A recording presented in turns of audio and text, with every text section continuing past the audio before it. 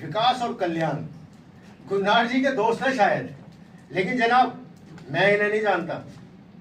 बड़े बड़े शहरों में मेट्रो, सीलिंग्स, फ्लाईओवर्स ये सब बन रहे हैं, लेकिन बने नहीं है। छोटे शहरों में, गांवों में सड़कें बन रही हैं, लेकिन बनी नहीं है। ये रावण जैसे दिखने वाले बड़े बड़े बिजली के खंभे, बड़े बड़े बिजली के खंभे हर जगह तैनात है जनाब, लेकिन अंधेरा वहीं के वहीं है। मैं तो कहता हूं जनाब, दिवाली पर हम सबको इन सबको जला देना चाहिए, शायद उसी से कुछ उजाला हो जाए। क्यों जनाब, जला देना चाहिए।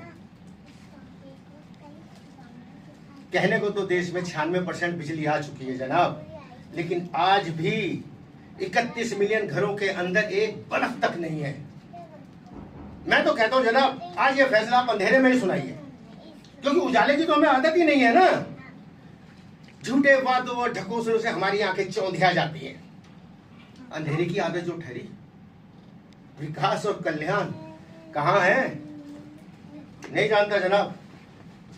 गगोली घाट, इस गांव के बारे में तो आपने सुना होगा। आजादी के 71 गगोली घाट के बारे में तो आपने सुना होगा। पिछले हफ्ते पूरा का पूरा गांव खाली हो गया।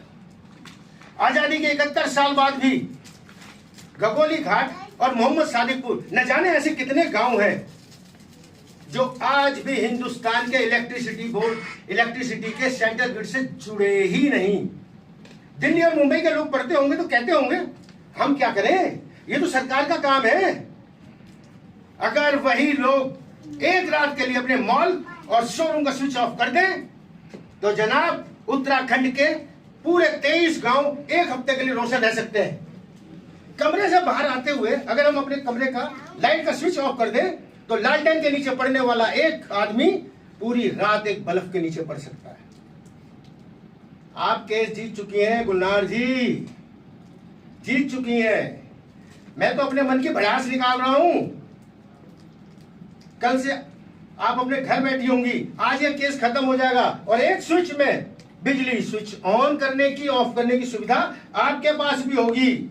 लेकिन उत्तराखंड के कड़कते जाड़ों में सराकू गांव के लोगों के पास पानी भी नहीं होगा जनाब, पानी भी नहीं होगा। सरकारें तो बहुत कुछ कर रही हैं, पर हम क्या करें। उत्तराखंड में वातावरण का प्रकोप जो ठहरा, बिजली के तारों को भूमिगत करने के लिए स्कीम लाई जाती है और पूरी की पूरी स्कीम ही भूमिगत हो जाती है।